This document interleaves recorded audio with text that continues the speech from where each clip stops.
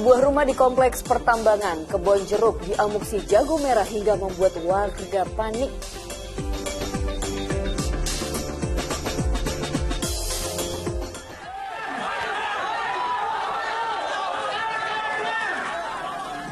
Unjuk rasa petani dan mahasiswa di kantor Kementerian Agraria dan Tata Ruang Badan Pertanahan Nasional Kabupaten Sukabumi, Jawa Barat diwarnai kericuhan.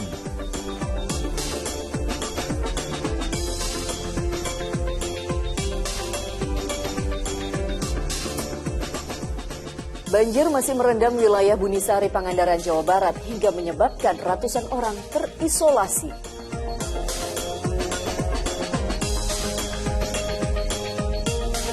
Polres Metro Jakarta Selatan benarkan Lesti Kejora laporkan suaminya Rizky Bilar atas dugaan kekerasan dalam rumah tangga KDRT yang dialaminya.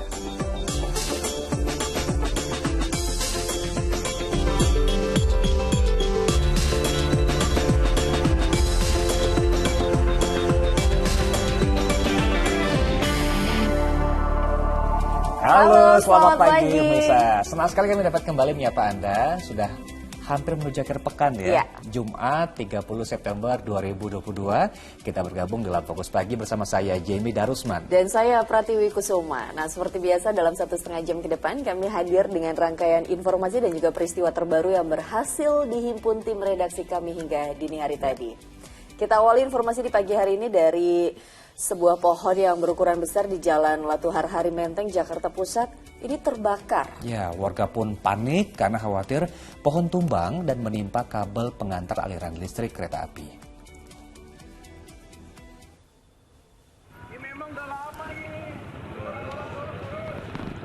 Dalam rekaman video amatir, kobaran api membakar jaringan kabel udara yang menumpuk pada satu tiang di Jalan Palem Barat, Kebonjeruk, Jakarta Barat pada Kamis malam.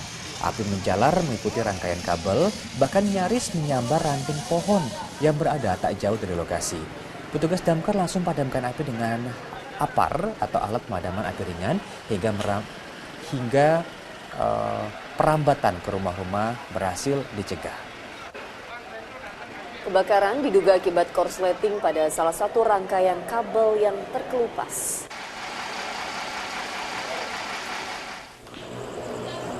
Ya, sementara di Jalan Latuhar Hari Menteng, Jakarta Pusat, sebuah pohon angsana di pinggir rel kereta api dini hari tadi juga terbakar. Insiden ini membuat panik warga karena khawatir pohon akan tumbang dan menimpa kabel pengantar aliran listrik kereta api.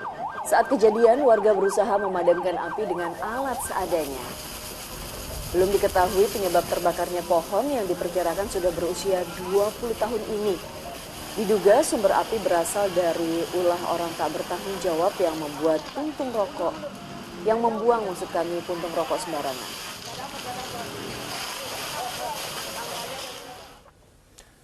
Berikutnya masih dari Jakarta, diduga saluran gas LPG bocor, sebuah warung ayam goreng di Kebayoran Baru ludes terbakar. Ya, di Jakarta Barat, sebuah rumah kompleks pertambangan Kebonjeruk juga luluh lantak diamuk si jago merah. Kebakaran yang menghanguskan sebuah rumah di Jalan Kompleks Pertambangan Kebonjeruk, Jakarta Barat, Kamis siang, sontak membuat warga panik. Takut api menjalar, sebuah mobil minibus yang sedang parkir di depan rumah buru-buru dipindahkan warga. Angin yang kencang serta banyaknya material yang mudah terbakar membuat api dengan cepat membesar dan melumat habis seluruh bangunan rumah. Api berhasil dipadamkan setelah 16 unit mobil damkar dikerahkan ke lokasi. Pemilik rumah kaget mendapati rumahnya sudah luluh lantak diamuk si jago merah.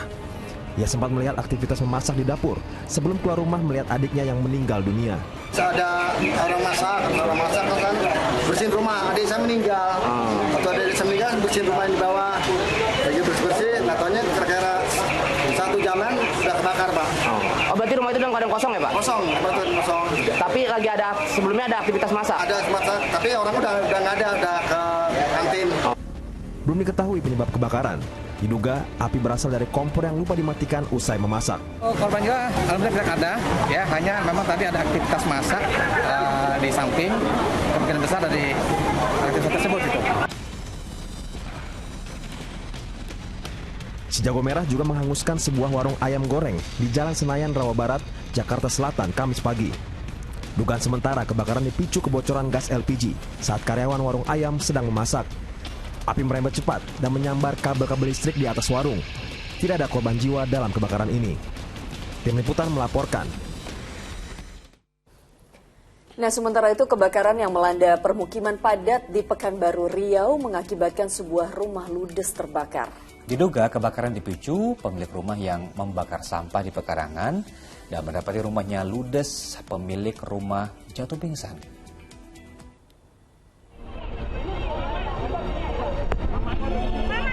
Wanita ini terpukul begitu pulang ke rumah mendapati rumahnya terbakar.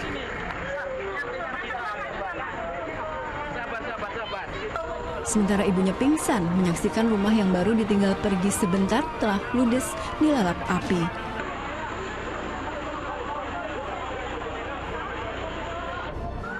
Kebakaran yang terjadi di permukiman padat di Jalan Raja Wali Sakti Pekanbaru ini melalap deretan rumah Kamis siang. Petugas pemadam kebakaran beserta 5 unit mobil pemadam yang tiba di lokasi cepat memadamkan api. Namun satu rumah ludes terbakar, sedang sejumlah rumah hangus. Kuat dugaan, api dipicu ulah pemilik sebuah rumah membakar sampah di pekarangan, lalu ditinggal pergi. Dengar-dengarnya ya kayak gitu, tapi kita kan melepaskan. Ini rumah, ada yang korban di dalam? Hah? Ada korban di dalam? Nggak ada. Kita ada nampak asap besar di dalam sini. Habis ini apa? Pemadam kebakaran tidak ada ini. Tadi dulu dia bilang. Sejauh ini tidak dilaporkan adanya korban jiwa, namun kerugian akibat kebakaran ditaksir mencapai ratusan juta rupiah. Ahmad Dison melaporkan dari Pekanbaru Riau. Kita beralih ke informasi lain, pemirsa. Aksi saling dorong terjadi saat mahasiswa dan petani berunjuk rasa di kantor ATR, Kementerian Agraria dan Tata Ruang, Badan Pertanahan Nasional, Kabupaten Sukabumi, Jawa Barat. Ya, masa mendesak Kementerian ATR BPN segera menyelesaikan konflik tanah di wilayah tersebut.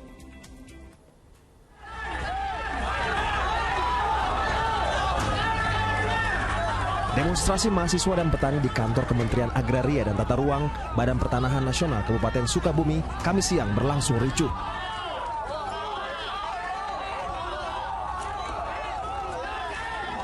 Kondisi itu dipicu oleh keinginan para demonstran yang ingin menemui kepala kantor ATR BPN namun tidak terpenuhi.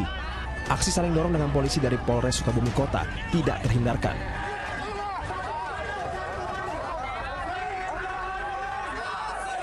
Demonstran mendesak konflik agraria di wilayah itu segera diselesaikan. 3 lokasi ini sudah dikunjungi oleh Deputi 2 Staf Presiden ke lokasi untuk cek lokasi. Tetapi hari ini yang jadi masalah adalah di BPN Kabupaten Sukabumi ini laporan ke pusatnya baik-baik saja, sementara di pusat itu masuk menjadi lokasi konflik. Kericuhan akhirnya berhenti setelah Kepala Kantor ATR BPN Kabupaten Sukabumi, Bambang Wijanarko, menemui demonstran. Tuntutan dari petani penggarap untuk mendapatkan hak atas tanah dari ex-HJU yang sudah berakhir dan sedang dimohonkan perpanjangan haknya atau pembaruan haknya, dan itu sah-sah saja. Pemerintah telah mempertimbangkan banyak hal terkait pemanfaatan tanah perkebunan, termasuk petani dan para investor. Asep Didi melaporkan dari Sukabumi, Jawa Barat. Dari informasi lainnya, sebuah rumah di Pamulang, Tangerang Selatan yang diduga dijadikan tempat penampungan sindikat perdagangan orang digerebek polisi. Nah, selain para pengelolanya, puluhan orang yang diduga korban kejahatan juga diamankan dari tempat tersebut.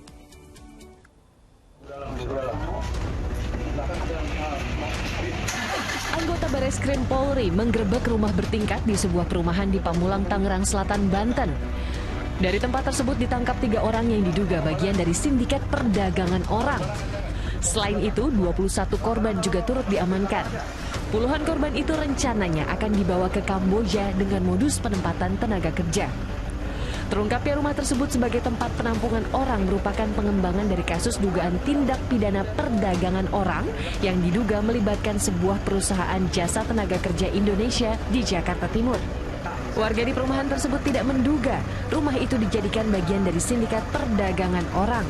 Karena selama ini hanya 3 orang yang diketahui tinggal di rumah tersebut selama 6 bulan terakhir. Di saat penggerebekan itu saya sedang bertugas. Tiba-tiba dari Bareskrim hadir, datang ke pos untuk langsung penyergapan di lokasi kita ini. Kalau yang saya tahu mereka bertiga, tapi ternyata lebih dari 3 yang mengisi rumah ini.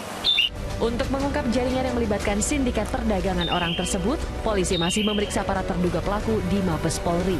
Syahbudin Atar melaporkan dari Tangerang Selatan, Banten. Petugas menggerebek lokasi perusahaan jasa tenaga kerja yang diduga ilegal di kawasan Bekasi, Jawa Barat. Petugas mendapati ratusan orang wanita calon tenaga kerja Indonesia (TKI) yang terlantar dan belum diberangkatkan hingga berbulan-bulan. Beginilah pemirsa suasana ratusan calon tenaga kerja Indonesia yang diduga ditampung oleh perusahaan jasa tenaga kerja Indonesia atau PJTKI ilegal pada Jumat dini hari tadi. Rencananya 161 wanita dari berbagai daerah di tanah air ini akan dikirim ke Timur Tengah, khususnya di Arab Saudi. Nah, namun mereka justru ditampung selama berbulan-bulan tanpa ada kepastian kapan akan diberangkatkan. Kasus ini terkuak setelah salah seorang keluarga melaporkan anggota keluarganya yang tidak kunjung pulang. Kini ratusan calon tenaga kerja yang berada di penampungan akan dipulangkan ke keluarga secara bertahap.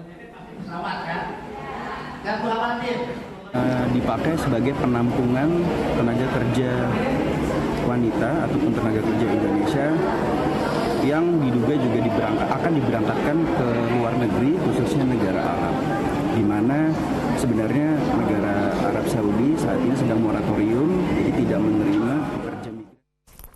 Kita beralih ke informasi lainnya. Seorang pelajar meninggal dunia akibat tawuran antar kelompok di Kota Bekasi, Jawa Barat.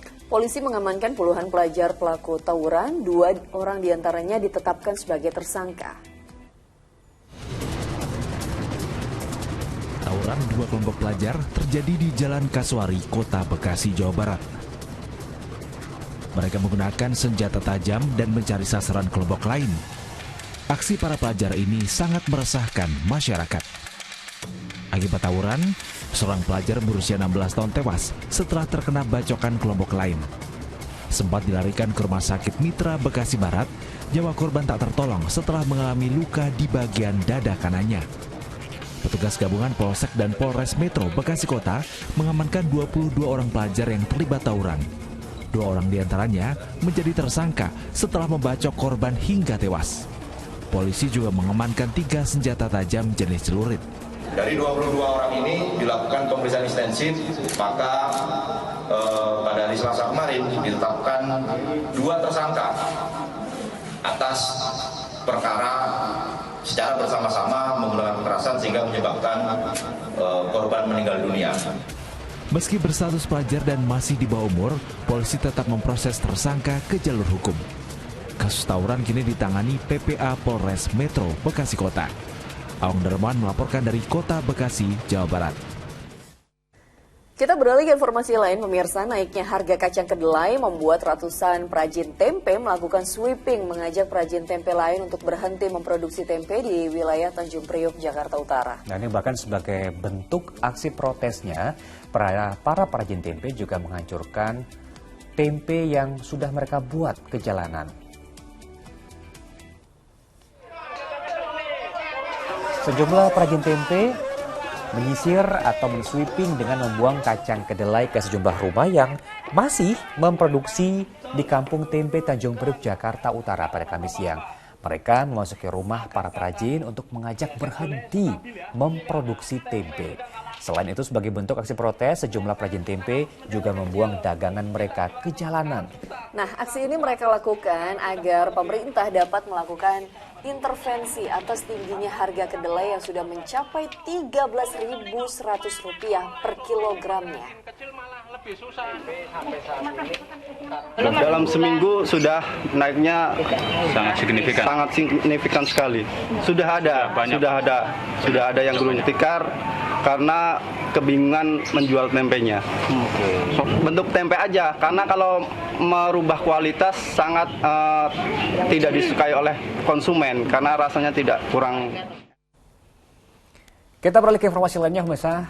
Sejumlah PKL atau pedagang kaki lima yang terjaring razia petugas jalani proses persidangan dengan ancaman denda mulai dari Rp550.000 hingga Rp5 juta. Nah, sementara itu aksi protes mewarnai razia parkir liar yang gencar dilakukan petugas di kawasan Kemayoran, Jakarta Pusat.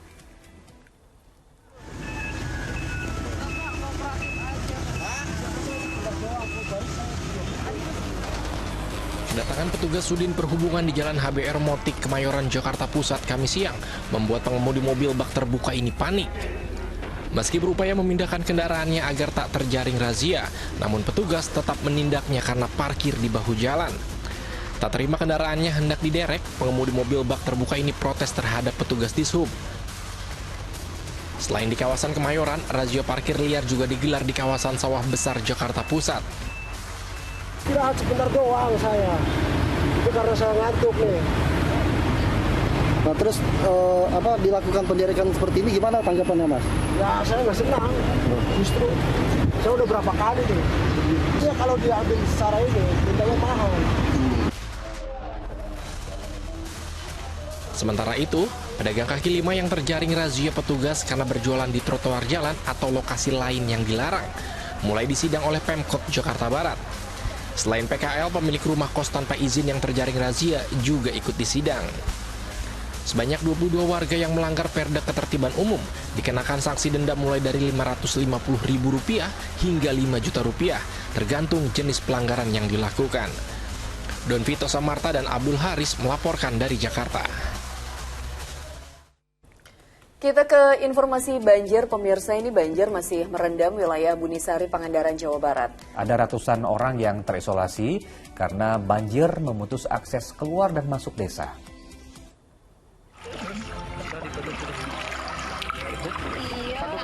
Genangan banjir masih terlihat cukup tinggi di pintu masuk desa Bunisari, Kecamatan Cigugur, Kabupaten Pangandaran, hingga permukiman warga, dengan tidak kurang dari 152 kepala keluarga yang berada di wilayah tersebut masih terisolir. Warga bahkan kesulitan untuk beraktivitas keluar kampung. Hingga saat ini, 3 perahu digunakan Tagana untuk membantu warga, baik untuk transportasi maupun mengirim bantuan. Warga bahkan harus secara mandiri membuat rakit dari bambu untuk kebutuhan mereka.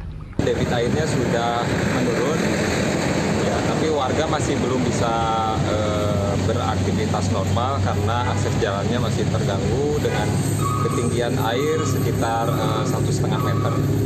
Warga khawatir jika hujan terus turun, banjir yang telah 6 hari melanda akan semakin lama merendam permukiman mereka.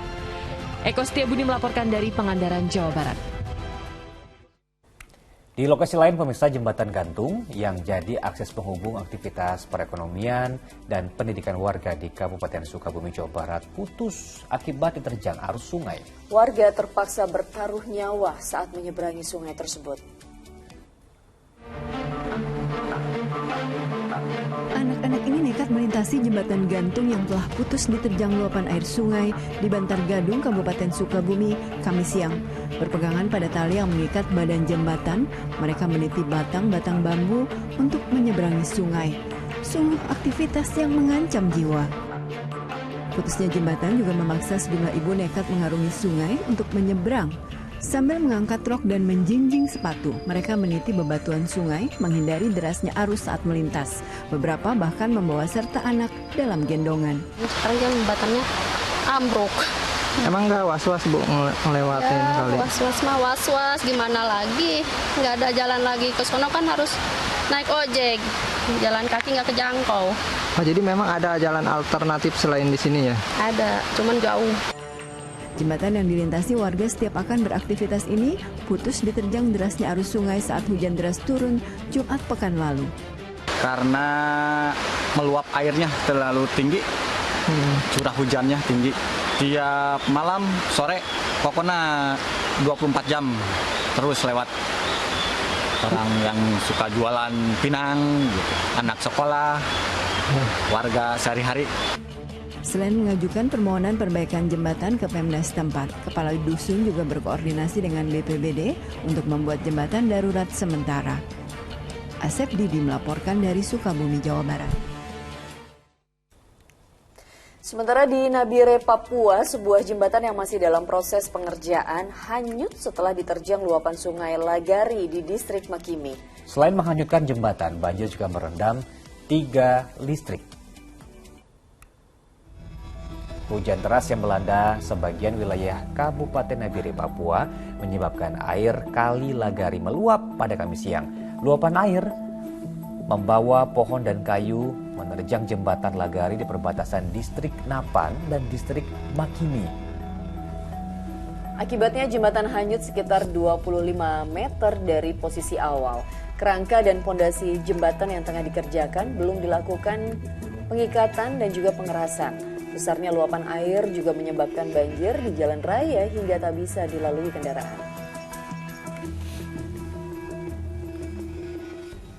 Kita menuju ke Jawa Barat, perbaikan jalan longsor yang menghubungkan Kota Bekasi dengan Kabupaten Bogor di Bantar Gebang, Bekasi mulai dilakukan. Nah, ini bagi para pengguna jalan diimbau untuk mencari jalur alternatif lain karena jalan akan ditutup saat perbaikan. Longsor terjadi di Jalan Pangkalan 1A Bantar Gebang, Kota Bekasi sekitar 2 bulan silam. Area yang longsor terjadi sepanjang 200 meter dengan kedalaman 10 meter. Padahal jalan ini merupakan akses penghubung Kota Bekasi dengan Kabupaten Bogor. Pemkot Bekasi menginformasikan jalan tersebut akan ditutup menyusul proyek perbaikan jalan. Pengendara diimbau menggunakan jalur alternatif selama proses perbaikan berlangsung yang diperkirakan hingga akhir Desember mendatang.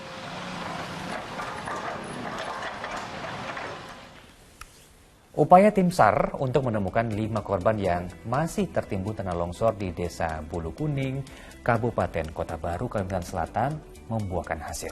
1 dari 5 korban yang tertimbun berhasil ditemukan. Total jumlah korban yang telah ditemukan ialah 13 orang. Pencarian 5 korban yang masih tertimbun tanah longsor di Desa Buluh Kuning, Sungai Durian, Kota Baru, Kalimantan Selatan pada Kamis sore membuahkan hasil. Korban bernama Bulkani, warga Palingkau Lama, Kabupaten Kapuas, berhasil ditemukan di bawah timbunan material longsor. Pria berumur 44 tahun itu ditemukan dalam kondisi tidak bernyawa. Usai dievakuasi, jasad korban segera dibawa ke posko bencana. Telah menemukan korban bencana longsor atas nama Bulkani. Kemudian selanjutnya akan kami serahkan ke posko di Kikil. Setelah 1 korban kembali ditemukan, maka jumlah korban yang ditemukan sebanyak 13 orang dan 7 diantaranya meninggal dunia. Tim SAR saat ini masih melakukan pencarian terhadap 4 korban lain. Tanah longsor di Desa Buluh Kuning, Kabupaten Kota Baru, Kalimantan Selatan terjadi pada 26 September 2022. Tidak hanya menelan korban jiwa, longsor yang diduga akibat penambangan emas ilegal tersebut juga meluluh lantahkan rumah warga. Muhammad Lutfi Darlan melaporkan dari Kabupaten Kota Baru, Kalimantan Selatan. Kita menuju ke Sulawesi Tenggara. Sebuah mobil pickup pembawa motor listrik dan alat kesehatan terbakar di atas kapal feri saat akan tiba di pelabuhan Tobaku.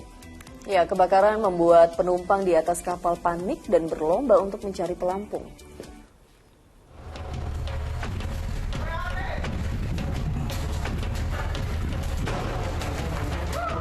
Beginilah detik-detik saat muatan mobil pickup terbakar di atas kapal feri saat akan tiba di pelabuhan Tobaku, Kabupaten Kolaka Utara, Sulawesi Tenggara, Kamis sore.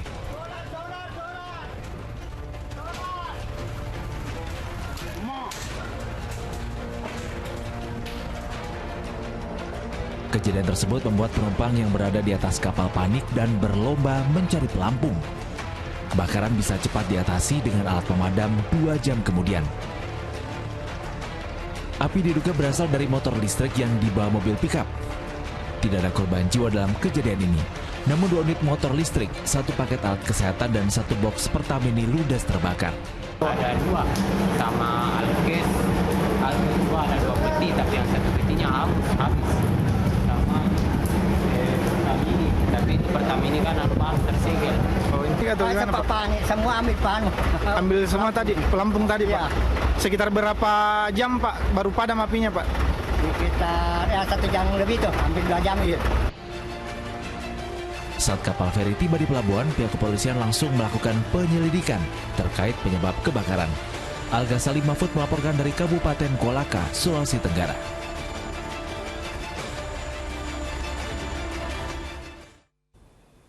Kita beralih ke informasi lain, pemirsa. Ini penyanyi dangdut Lestiani atau yang dikenal dengan nama Lesti Kejora melaporkan sang suami Rizky Bilar ke Polres Metro Jakarta Selatan terkait kasus kekerasan dalam rumah tangga. Nah, laporan itu dibenarkan oleh pihak kepolisian yang kemudian menemani pelapor untuk rumah sakit dalam pembuatan surat visum.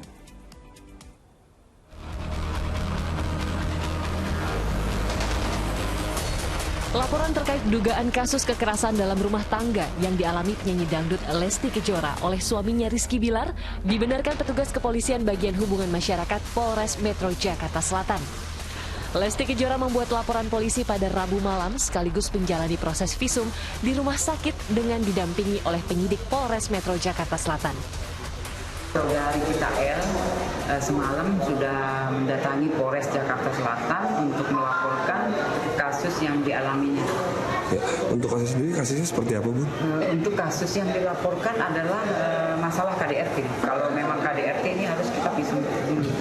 Kemudian baru kita semalam juga kita periksa untuk minta keterangan dari saudara korban. Kalau untuk KDRT sendiri dalam bentuk apa, Bu? Fisika? Hingga kini belum ada keterangan resmi yang disampaikan baik oleh Lesti Kejora maupun Rizky Bilar terkait dugaan kasus kekerasan yang terjadi dalam rumah tangga mereka. Kasus ini pun masih dalam penyelidikan petugas. Dari Jakarta, Johan Runa melaporkan. Kita beralih ke informasi lainnya dan masih dari ranah hukum ya. Setelah berkas perkara Verdi Sambo dinyatakan P21 atau lengkap oleh Kejaksaan Agung, pihak kepolisian akan segera menyerahkan barang bukti dan para tersangka kepada kejaksaan. Nah, persidangan Verdi Sambo diperkirakan akan terlaksana pada pekan ketiga di bulan Oktober 2022. Kejaksaan Agung telah menyatakan berkas perkara para tersangka kasus pembunuhan Brigadir Yosua Huta Barat lengkap atau P21. Dalam waktu dekat, penyidik akan menyerahkan barang bukti dan kelima tersangka kepada kejaksaan untuk disidangkan. Kemudian kita kawal perkara ini di Pengadilan Negeri Jakarta Selatan. Karena setelah P21 akan segera P21 tahap 2 atau berkas perkara berikut dengan barang bukti dan tersangkanya atau para tersangkanya akan dilimpahkan ke kejaksaan oleh penyidik Pidum Polri. Kemudian setelah P21 tahap 2 atau P22, maka paling lambat 2 minggu sudah akan dibacakan surat dakwaan di PN Jakarta Selatan. Selain akan diadili dengan sangkaan pasal 340 KUHP tentang pembunuhan berencana, Verdi Sambo juga akan diadili terkait penghalangan keadilan dalam pengungkapan kematian Brigadir Yosua. Ibunda almarhum Brigadir Yosua Huta Barat berharap persidangan akan mengungkap kasus pembunuhan secara adil. Karena berkas sudah diterima jaksa, semoga nanti persidangan itu akan terungkap kebenaran yang seadil-adilnya. Jadi harapan kami kepada media atau jurnalis, mohon bantu mengungkap kasus ini agar terungkap seadil-adilnya.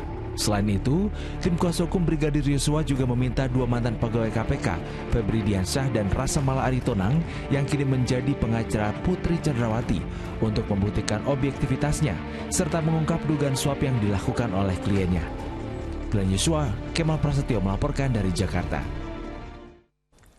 Mantan Menteri Pemuda dan Olahraga Roy Suryo ditahan di Rutan Salemba setelah berkas perkaranya dilimpahkan ke Kejaksaan. Roy Suryo disangkakan melanggar pasal Undang-Undang ITE dan ujaran kebencian dalam kasus dugaan meme atau meme stupa Candi Borobudur yang diedit mirip wajah Presiden Joko Widodo.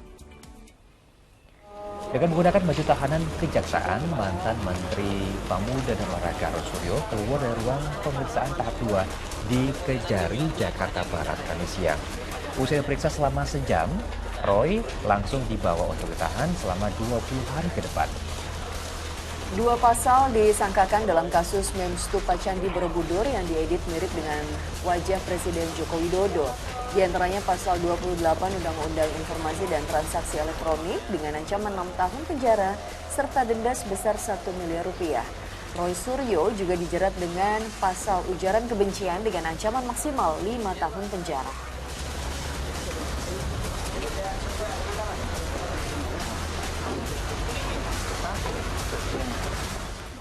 Pemirsa, kita jeda sejenak sejumlah informasi penting dan menarik lain masih akan hadir usia pariwara. Ya, diantaranya polisi bongkar sindikat peredaran uang palsu di Serang, Banten dengan menemukan barang bukti uang palsu puluhan juta rupiah. Informasi selengkapnya kami hadirkan usai jeda.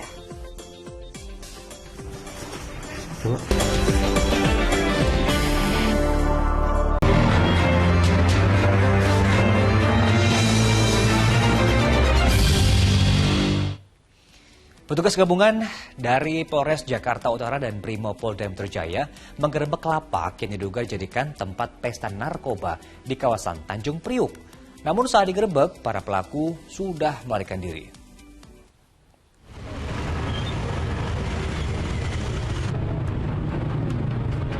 Patroli rutin antisipasi gangguan keamanan di wilayah Jakarta Utara kembali dilakukan petugas gabungan dari tim patroli presisi dan Satuan Brimopolda Metro Jaya pada Kamis malam. Saat melakukan patroli di Kampung Bahari, Tanjung Priuk, petugas melihat adanya tanda-tanda mencurigakan dari sebuah gubuk.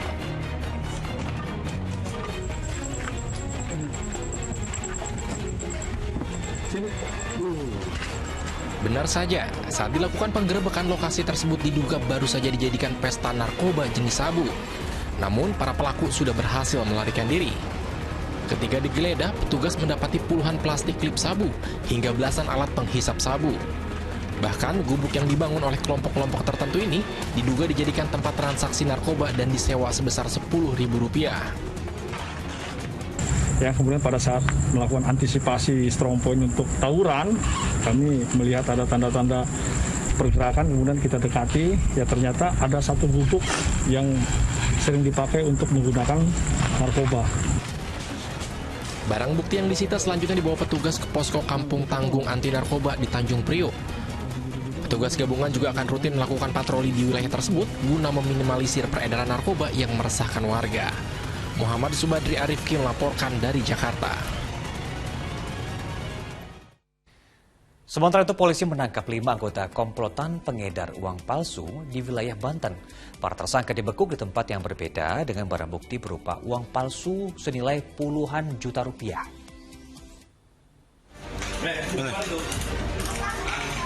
Tas mana? Anggota Polres Serang menggeledah rumah di Komplek Persada, Kota Serang, Banten yang diduga dihuni oleh salah satu anggota komplotan pengedar uang palsu. Dari tempat tersebut disita uang rupiah palsu dalam pecahan Rp100.000. Selain itu juga disita alat penghitung uang serta alat pendeteksi uang palsu dengan sinar ultraviolet. Dari operasi pengejaran terhadap jaringan pengedar uang palsu, telah ditangkap 5 orang dari tempat yang berbeda-beda. Terungkapnya pengedar uang palsu itu berawal ketika polisi meringkus salah seorang anggota komplotan yang menunjukkan adanya rencana transaksi jual beli uang palsu di kawasan Cipondoh, Tangerang. Setelah diperiksa, komplotan itu juga mengedarkan uang palsu di kawasan Saketi, Pandeglang, dan Tangerang.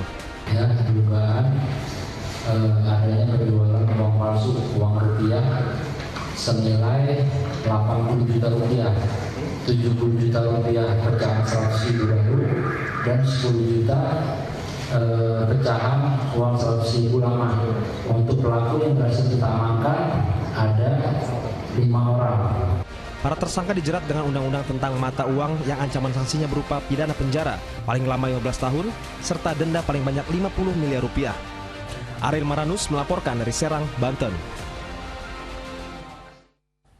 Lain lagi di Jawa Tengah berikut ini, pencuri uang kotak amal di musola ditangkap oleh warga kemudian jadi bulan-bulanan. Terduga pelaku kedapatan mengambil seluruh uang dalam kotak amal, hanya menyisakan uang recehan saja.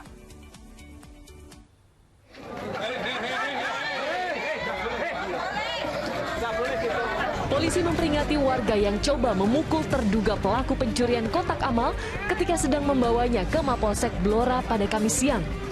Pria itu ditangkap beramai-ramai setelah warga memergokinya mengambil uang di dalam kotak amal musola di desa Tambirejo, Blora, Jawa Tengah. Awalnya gerak-gerik pria itu mencurigakan ketika memasuki musola. Dan ketika mendapati uang di dalam kotak amal sudah hilang dan hanya menyisakan uang recehan, warga pun meneriaki terduga pelaku hingga mengundang banyak orang mengejar dan menghakiminya hingga babak belur. Nggak tahu apa, tapi langsung masuk itu musola, saya curiga. Terus ambil apa itu? Saya terus ambil sapu, nyapu udah gambar langsung keluar. Orangnya sempat bawa kotak amalnya? Udah, ya di dalam Pak langsung dimasuk ke taksi. Oh, berarti sudah sempat dibuka Bu ya? Udah diambil uangnya. Terduga pelaku kemudian dibawa ke Mapolsek Blora. Uang hasil curian dan motor yang digunakan juga turut dibawa untuk dijadikan sebagai barang bukti. Arif Nur melaporkan dari Blora, Jawa Tengah. Diduga dipicu rasa cemburu membuat dua pemuda menganiaya pemuda lain di Kelurahan Lamangga, Kota Bau-Bau, Sulawesi Tenggara. Polisi menangkap pelaku setelah 7 hari ditetapkan masuk dalam daftar pencarian orang DPO.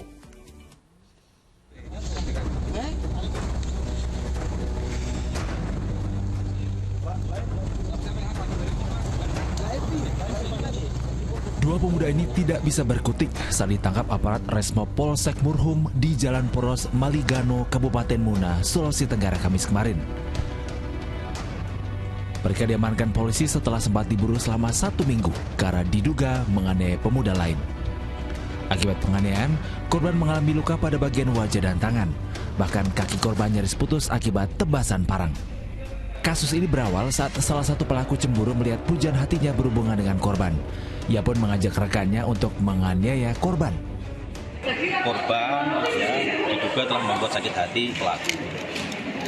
Pelaku ada motif kecemburuan didukung dengan minuman keras. Namun sebelumnya antara pelaku dengan korban tidak pernah ada hubungan, sehingga pelaku merencanakan untuk melakukan tindak pidana penganiayaan secara bersama-sama. Polisi juga mengamankan barang bukti berupa 2 bilah parang yang diduga menjadi alat untuk menganiaya korban. Untuk mempertanggungjawabkan perbuatannya, mereka terancam hukuman 9 tahun penjara. Ilham Samsudin melaporkan dari Bau-Bau, Sulawesi Tenggara.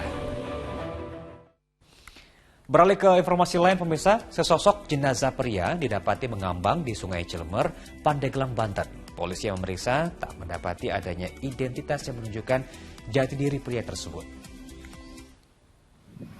Petugas Inafis dan DVI memeriksa jenazah seorang pria yang ditemukan mengambang di sungai wilayah Pandeglang, Banten. Temuan mayat tersebut mengundang perhatian banyak orang sehingga mereka mendatangi lokasi temuan jenazah. Hasil pemeriksaan sementara menunjukkan jasad pria itu sudah meninggal dunia 24 jam sebelumnya. Namun karena mayat itu mengalami pembusukan, petugas memerlukan pemeriksaan lebih lanjut. Jenazah dibawa ke Rumah Sakit Umum Daerah Berkah, Pandeglang. Ciri-ciri yang didapat, petugas akan melakukan penyelidikan untuk mengungkap jati dirinya, serta mengusut penyebab kematian korban, apakah terkait tindak kejahatan atau ada sebab lain. Mayat tersebut menggunakan kaos berwarna hitam, terus menggunakan celana jeans, dan masih menggunakan sepatu. Untuk jenis kelaminnya? Untuk jenis kelamin laki-laki ya, untuk jenis kelamin. Terus perkiraan dari mulai pembusukan kemungkinan itu.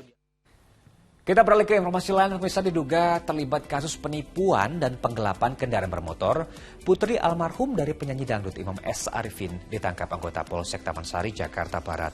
Dari tangan tersangka, petugas menyita sejumlah barang bukti yakni 3 buah motor yang diduga hasil kejahatan.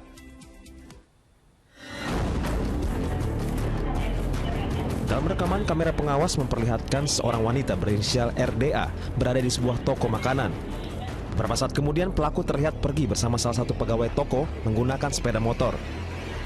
Belakangan diketahui RDA mengelabui karyawan itu dengan berpura-pura meminjam motor untuk mengambil uang di ATM dan ternyata motor itu tidak kunjung kembali. Setelah mendapat laporan dari korban, Polsek Taman Sari kemudian menangkap RDA dan 2 rekannya yaitu AA dan H. Ada 17 laporan polisi yang berhasil kami himpun, walaupun ada TKP lain di luar Taman Sari yang dilakukan, namun kita ada 17 yang berhasil kita himpun dengan kerugian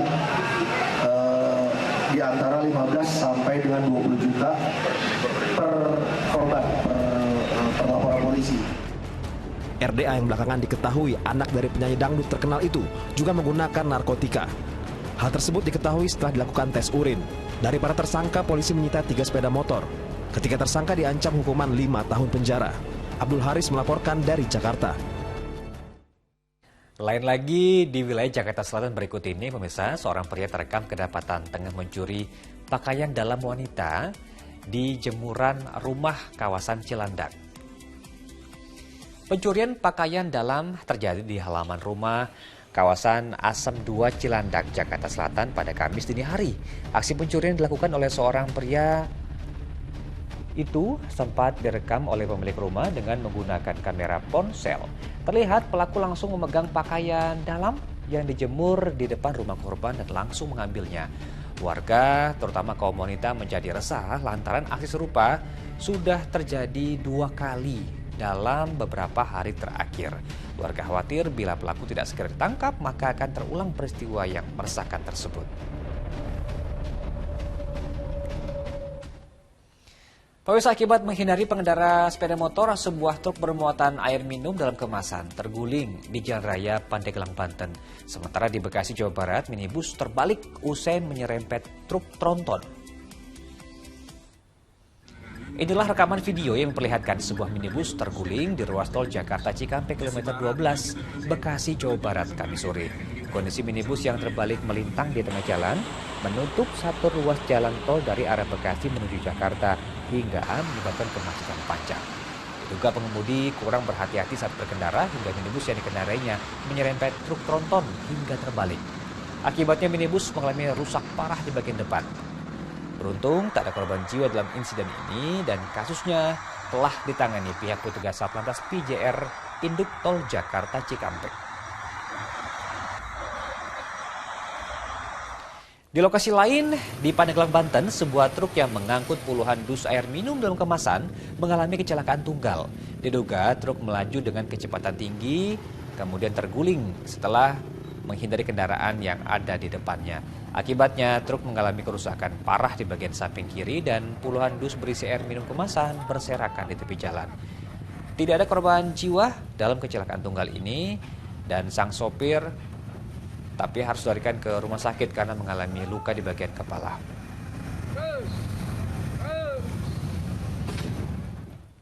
Pemirsa, kita jeda lagi sejenak. Sejumlah informasi penting dan menarik lain masih akan hadir usai pariwara. Di antaranya antrean panjang terjadi di sejumlah SPBU di Tulang Bawang, Lampung akibat kelangkaan BBM jenis Pertalite dan juga solar. Informasinya akan hadir bersama Pratiwi Kusuma.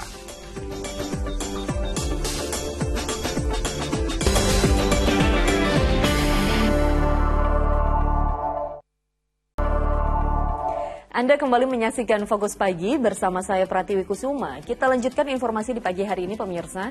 Bocah perempuan berusia 9 tahun meninggal dunia dalam kebakaran sebuah rumah di kawasan Padalarang, Bandung Barat, Jawa Barat. Orang tua korban menangis histeris saat jasad buah hatinya dievakuasi petugas. Api membesar, api, waduh.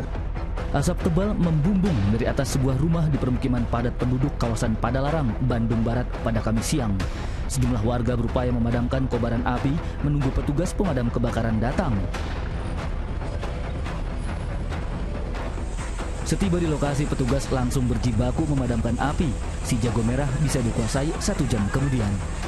Naas, satu korban ditemukan hangus terbakar dalam rumah. Korban bernama Dila Anggraini, bocah perempuan berusia 9 tahun. Ayah korban histeris saat jasad anak sayangannya dievakuasi petugas. Saat kebakaran, korban hanya berdua bersama adiknya yang berumur 3 tahun dalam rumah. Namun tiba-tiba percikan api muncul dari ruang tengah dan seketika membesar. Korban terjebak dalam kobaran api dan tidak sempat menyelamatkan diri, sedangkan sang adik berhasil keluar dari rumah dan selamat. Kedua orang tua korban sedang bekerja saat kejadian, sementara kakek dan nenek korban berada di luar rumah. Orang tua nggak anu ya nama nggak kerja ngojek. Lagi jualan. Oh, jualan. Anu ibunya juga jualan nggak kemana. Berarti intinya sendiri itu anaknya di dalam itu. Sendiri. Ya. Kabarnya pulang sekolah Pak atau gimana Pak? Pulang sekolah. Ya. Tim Inafis Polres Cimahi dan Polsek Padalarang langsung menggelar olah tempat kejadian perkara di lokasi. Kesimpulan sementara diduga penyebab kebakaran akibat korsleting listrik. Dugaan sementara itu dugaan sementara ya. Iya betul. Ya, baik itu dari keterangan saksi juga mungkin ada korslet listrik. Ini juga. Tapi nanti hasil penyelidikan teman-teman dari kasus kita akan dalami kembali. Selesai autopsi di Rumah Sakit Cahya Kawaluyan Padalarang, jasad korban dimakamkan keluarga. Muhammad Abbas melaporkan dari Bandung Barat, Jawa Barat. Sementara itu di Lumajang, Jawa Timur, pabrik pengolahan kayu sengon juga terbakar pada Kamis petang kemarin. Api yang berkobar di area pabrik pengolahan kayu sengon di Desa Klakah, Lumajang dengan cepat meluas. Petugas pemadam kebakaran dengan 3 unit mobil pemadam sempat kewalahan. Api baru bisa dipadamkan setelah lebih dari 1 jam. Kerugian akibat kebakaran ditaksir mencapai ratusan juta rupiah. Diduga kebakaran dipicu percikan api dari mesin pembakaran atau blower yang mengenai tumpukan limbah.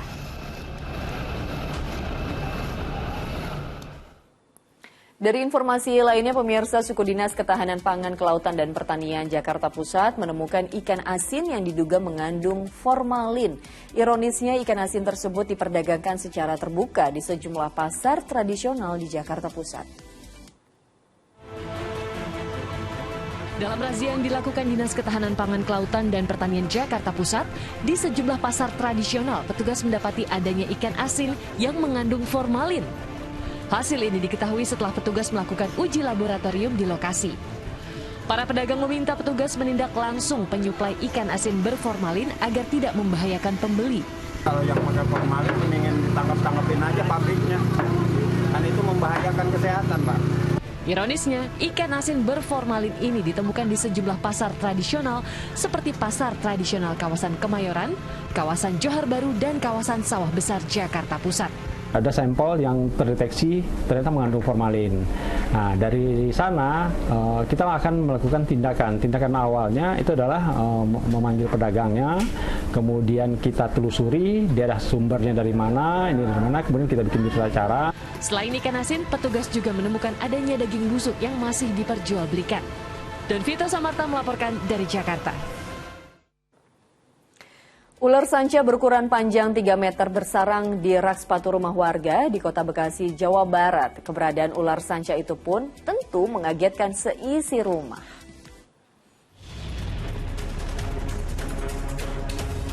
Menggunakan alat penjepit, petugas pemadam kebakaran Kota Bekasi dengan hati-hati mengeluarkan ular sanca yang bersembunyi di bawah rak sepatu rumah warga di Jalan Patuha Utara, Kota Bekasi, Jawa Barat, Kamis pagi.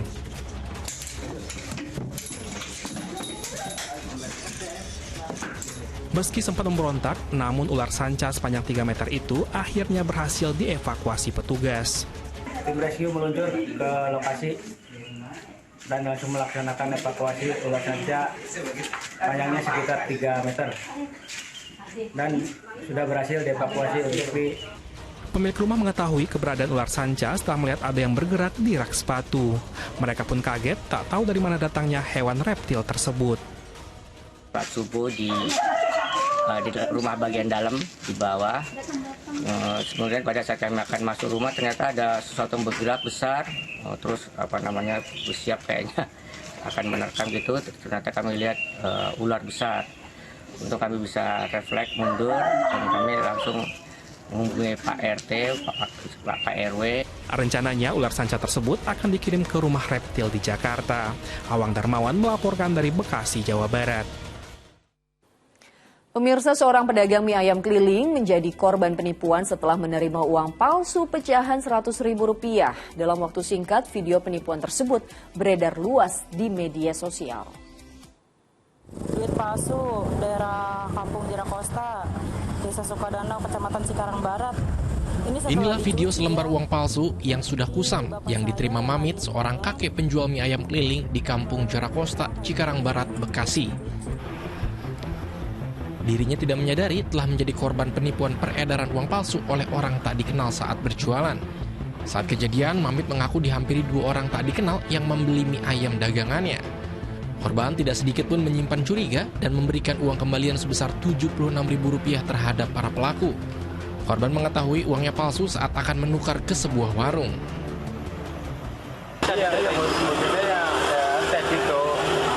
Gue pengen tahu, katanya bilang nenek-nenek itu duit palsu, saya tes dulu, udah bener ngucu, ya udah luntur ya? Iya, ya udah saya asik kantong saya, rela aja, saya salah ya.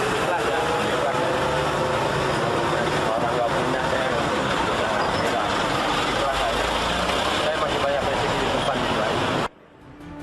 Meski Meski demikian, Mamit berharap polisi bisa mengungkap pelaku peredaran uang palsu di Bekasi agar tidak merugikan pedagang lain yang menjadi korban. Muhabar melaporkan dari Kabupaten Bekasi, Jawa Barat. Warga di Kabupaten Seram bagian Barat Maluku rela berdesak-desakan hingga nyaris ricuh demi bisa mendapatkan minyak tanah. Sementara di Tulang Bawang, Lampung, para pengendara harus antre hingga 3 jam lebih untuk dapat mengisi BBM jenis solar dan Pertalite. Kelangkaan BBM di Tulang Bawang, Lampung pada Kamis siang masih terus terjadi. Seperti di salah satu SPBU yang berada di pinggir jalan Sumatera Lintas Timur, antrian kendaraan mengular panjang hingga ke jalan raya. Warga kesulitan mendapatkan BBM jenis solar dan Pertalite. Mereka rela antri di SPBU ini hingga lebih dari 3 jam untuk mengisi bahan bakar kendaraannya. Pasalnya di SPBU lain, BBM jenis solar dan Pertalite justru sudah kehabisan stok. Udah 3 jam ini, Mas. Ini mengantri bensin apa solar, Mas? Ngantri bensin, Pertalite. Bensin udah naik, dengan Pertalite udah naik, nyari kita juga masih susah gitu kan. Kita juga mau kerja ini ya susah. Banyak kalau memang solar naik ya kalau bisa jangan ngantri kayak gini lagi lah. Udah dikejar waktu. Gimana lagi kalau nggak kayak gini marahin bos terus. Gara-gara solar ngantri.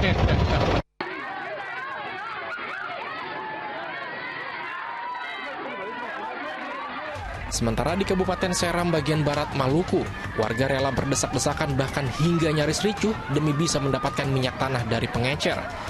Sejumlah warga protes karena banyak orang yang antri tidak sesuai aturan. Warga takut tidak kebagian minyak tanah karena stoknya yang terbatas. Nah, sementara yang kita harapkan supaya minyak tanah ini dapat terbagi sesuai dengan sasaran.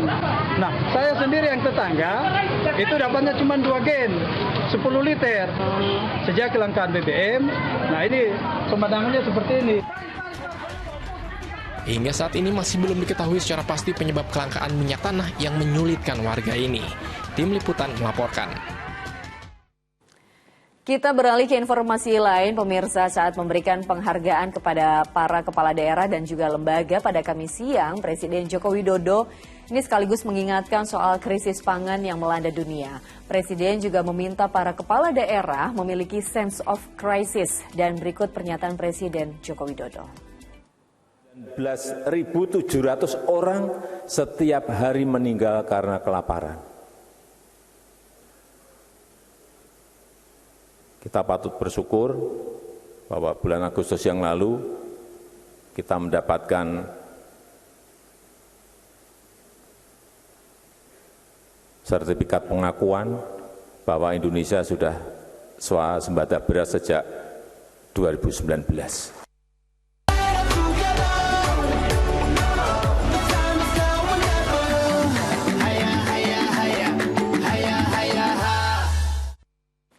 Ya, jelang Piala Dunia 2022, mega bintang sepak bola Lionel Messi masih menjadi primadona di Argentina. Striker bergambar pemain berjuluk La Pulga itu banyak diburu dan menjadi salah satu barang langka yang bernilai tinggi. 2 bulan jelang penyelenggaraan Piala Dunia 2022 Qatar, animo tinggi masyarakat Argentina untuk mengoleksi album stiker Panini tak terbendung. Hal ini terbukti dari ludesnya seluruh stok album stiker Panini edisi Piala Dunia di Argentina. Peminatnya sangat tinggi dan menjadikannya barang langka karena banyak diburu. Salah satu yang paling banyak diburu adalah stiker bergambar Kapten Argentina, Lionel Messi yang sangat langka. Hal itu karena Piala Dunia Qatar mendatang diprediksi jadi Piala Dunia terakhir La Pulga. Antes de abrir el sobre, mi papá decía que me toque a Messi y lo abrió mi papá y nos tocó a Messi. Y fui por toda la casa gritando, me tocó Messi, me tocó Messi, me tocó Messi. Bahkan sudah ada yang menjual stiker bergambar Messi seharga $315 di pasar gelap. Padahal harga satu pak stiker Panini yang berisi 5 stiker hanya 150 peso alias tak sampai $1. Harga stiker Messi pun semakin banyak diminati. Kabarnya sudah ada yang berani memasang harga hingga 45.000 peso atau senilai UMR Argentina untuk mendapatkan barang langka tersebut. Polres Metro Jakarta Selatan benarkan Lesti Kejora laporkan suaminya Rizky Bilar atas dugaan kekerasan dalam rumah tangga yang dialaminya. Selengkapnya usai jeda.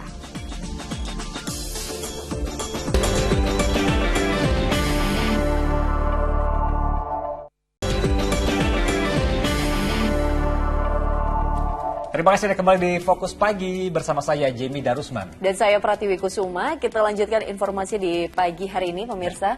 Penyanyi dangdut Lestiani atau yang dikenal dengan nama Lesti Kejora melaporkan sang suami Rizky Bilar ke Polres Metro Jakarta Selatan terkait kasus dugaan kekerasan dalam rumah tangga. Laporan itu dibenarkan oleh pihak kepolisian.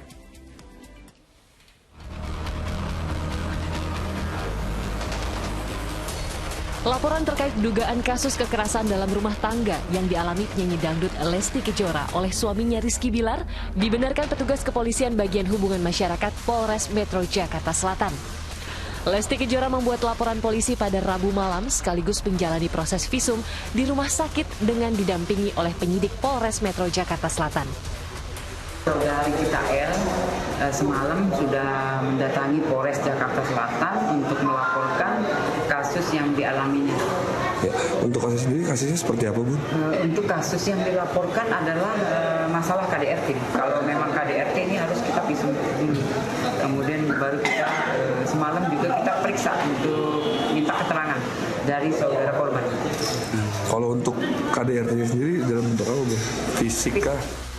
Hingga kini belum ada keterangan resmi yang disampaikan baik oleh Lesti Kejora maupun Rizky Bilar terkait dugaan kasus kekerasan yang terjadi dalam rumah tangga mereka. Kasus ini pun masih dalam penyelidikan petugas. Dari Jakarta, Johan Runa melaporkan.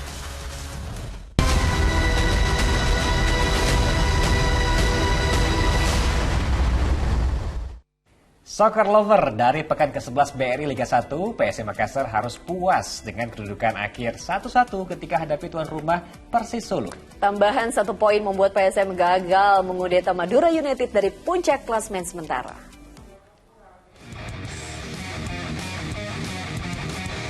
Persis Solo berupaya melanjutkan raihan positif ketika menerima lawatan PSM Makassar di pekan ke-11 BRI Liga 1 pada Kamis sore. Mengandalkan duet Irfan Jauhari dan Samsul Arif di lini serang, Persis langsung menggempur pertahanan tim tamu.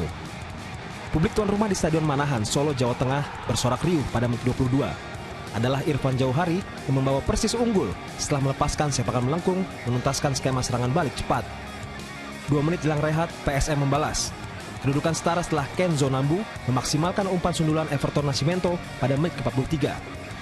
Di babak kedua, tepatnya menit 55, Samsul Arif gagal membuat tuan rumah kembali unggul akibat tendangannya yang masih melenceng ke atas mistar. 3 menit kemudian, penyerang PSM Ramadan Sananta berhasil mencuri bola. Namun penyerang berusia 19 tahun ini gagal menyerahkan bola akibat diadang kiper Gianluca Pandenuwu.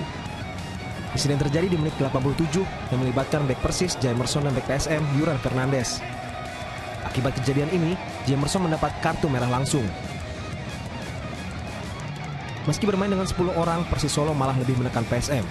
Namun hingga pertandingan berakhir, skor 1-1 tidak berubah. Tambahan 1 angka gagal membawa PSM untuk mengudeta Madura United dari puncak klasemen sementara.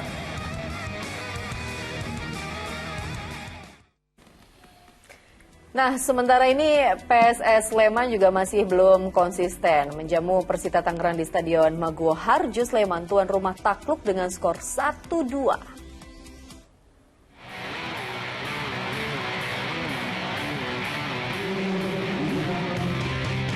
PSS Sleman menerima tantangan Persita Tangerang di Stadion Maguwo Harjo Sleman, daerah istimewa Yogyakarta pada Kamis malam. PSS yang tampil tanpa Brigade Tekut Farsud dan Slemania langsung menekan. Pada menit 31, Kim Kurniawan membuka keunggulan PSS. Kim yang berdiri bebas berhasil menyundul umpan dari Bagus Tirwanto. Keunggulan PSS hanya bertahan 6 menit. Laskar Cisadane menyamakan kedudukan melalui tendangan keras Wildan Ramdhani. Skor imbang 1-1 mengantar kedua tim ke bilik ganti.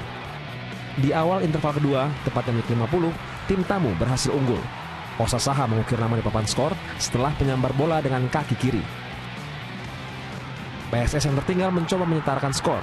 Namun skor 2-1 bertahan hingga pertandingan rampung. Kemenangan ini mengatur Persita ke papan atas dengan poin 22. Adapun PSS masih di papan tengah dengan raihan 12 angka.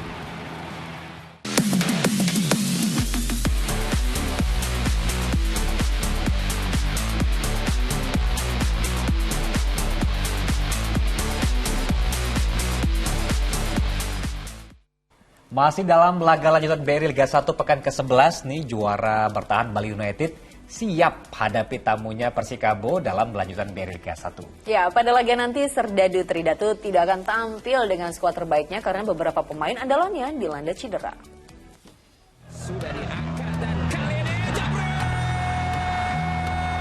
Duel big match akan tersaji di Stadion Kapten Iwayan Dipta Gianyar. Kala Bali United menjamu Persikabo dalam lanjutan pekan ke-11 BRI Liga 1 yang akan berlangsung Jumat malam.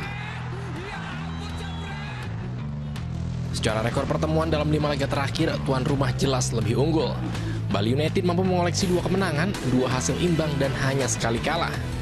Hanya saja pada laga nanti, Serdadu Tridatu akan tampil tanpa pemain asing yang menjadi jenderal lapangan tengah mereka, yakni Bowanori. Beberapa pemain teman juga ada yang cedera, tapi seperti kita bagus di sini Bali United tidak hanya kontrak 11 pemain, ada 30 pemain semua yang fit, yang sehat, semua siap tampil besok memberikan yang terbaik untuk Bali United.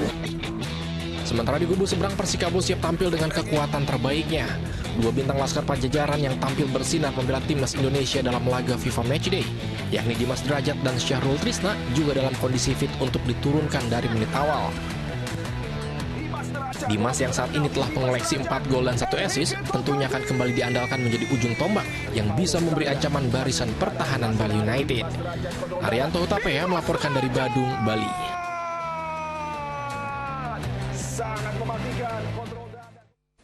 Kita beralih ke informasi lain, pemirsa. Ini ada yang menarik ya, Til. Ribuan warga tumpah ruah padati festival kuliner khas Lamongan. Wah, sayang saya nggak ada di situ. Panitia menyediakan 1000 porsi kuliner gratis yang membuat warga berebut.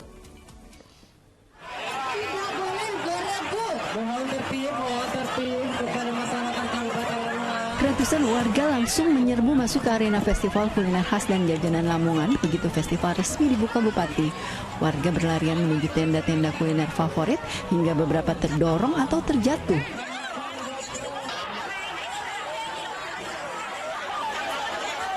Di dalam tenda situasi lebih semrawut.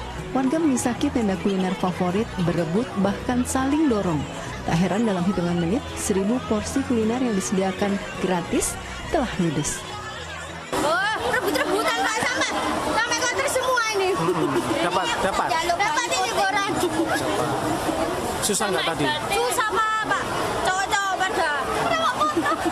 Dapat berapa pincuk? Dua. Ini dapat soto ayam. Dapat soto ayam. Kenapa milih soto? Adanya soalnya sukanya soto. Terus juga lebih gampang kalau ngantrinya daripada stand-stand yang lain. Dalam festival kuliner khas dan jajanan Lamongan yang digelar di sepanjang Jalan Pendopo Lokan Tantra alun-alun Lamongan, puluhan gerai kuliner menyediakan aneka kuliner khas Lamongan seperti soto Lamongan, tahu campur, nasi boran, asam-asam klutuk, dan lontong deprok. Warga berharap festival kuliner gratis khas Lamongan seperti ini akan digelar secara rutin setiap tahun. Safari Ranu Wijaya melaporkan dari Lamongan, Jawa Timur. Aduh, seru ya. Ini bisa jadi inspirasi nih buat pilihan menu sarapan hari ini. Aku banget. Apa itu salah satunya? Apa ya? Lontong tadi ya. Ada tahu, aduh, ada soto tadi. Ada soto, iya. Aduh, enak banget semuanya. Nah, laporan tadi sekaligus menutup jumpa kita dalam Fokus Pagi hari ini. Tetap saksikan Fokus Pagi ya setiap harinya di Indonesia. Dan saksikan info terkini cegah corona hanya di video. Caranya unduh aplikasinya sekarang. Dan pemirsa, ya dukung operasi katarak, hernia, donor darah, dan hitan gratis bagi warga yang tidak mampu. Sampaikan kepedulian kita melalui rekening BCA di nomor 162-633-8888 atas nama Yayasan Pundi Amal Peduli Kasih. Karena kepedulian kita harapan mereka. Usai Fokus Pagi, jangan lupa kita dapat menyaksikan program Mega Series Panggilan. Saya Jimmy Darusman. Dan saya Pratiwi Kusuma. Kami pamit undur diri. Selamat pagi, selamat beraktivitas. Sampai jumpa.